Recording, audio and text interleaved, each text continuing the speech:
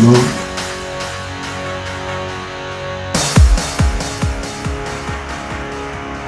দিনে চমক দেখালেন নেপালের নতুন প্রধানমন্ত্রী বালেন্দ্র শাহ। বাংলাদেশের মতো ছোট্ট একটি দেশ নেপাল, যার আয়তন ১,৪৭,৫৭০ বর্গ কিলোমিটার।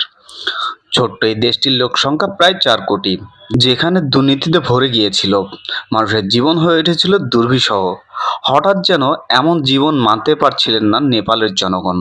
ফলে শুরু হতে থাকে সরকারের বিরুদ্ধে গণ আন্দোলন। সরকার নিজের ক্ষমতা টেকাতে আন্দোলনরত জনগণের উপরে হয়ে ওঠে চড়াও।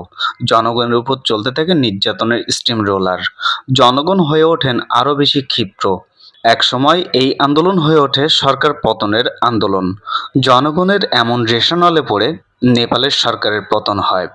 হঠাৎ আবিষ্কার হন বালেন্দ্র নামক এক যুবকের, যার হাত ধরে নেপালে গঠিত হয় নতুন সরকার, নেপালে বালেন্দ্র সরকার।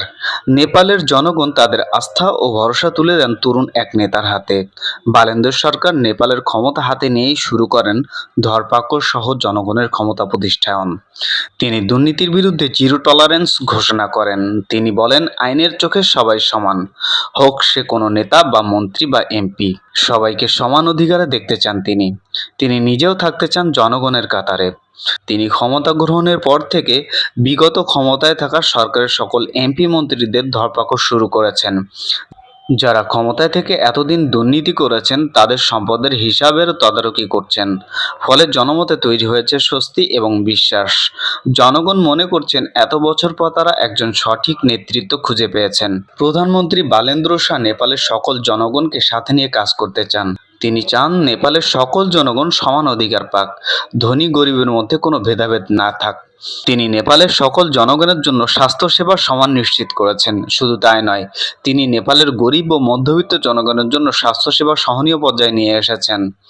বালেন্দ্র শাহ নেপালের রাজধানী কাঠমান্ডুতে মেয়েদের জন্য স্পেশাল বাস সার্ভিস চালু করেছেন। মেয়েদের এই বাসে চড়লে দিতে হবে না কোনো ভাড়া।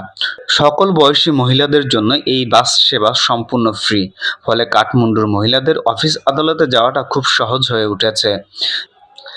নেপালের মানুষ এমন প্রধানমন্ত্রীর পেয়ে প্রশংসায় পঞ্চমুখ। প্রধানমন্ত্রী বালেন্দ্র শাহ শপথ গ্রহণের পর থেকেই দেশের উন্নয়ন এবং শান্তি রক্ষায় নিচ্ছেন নানা রকম পদক্ষেপ। শুধু তাই নয়, সেগুলো দ্রুত বাস্তবায়নও করছেন, যেটা এর আগে কোনো প্রধানমন্ত্রী করতে পারেননি। তিনি নেপালকে নিয়ে যেতে চান দক্ষিণ এশিয়ার রোল মডেলের দিকে।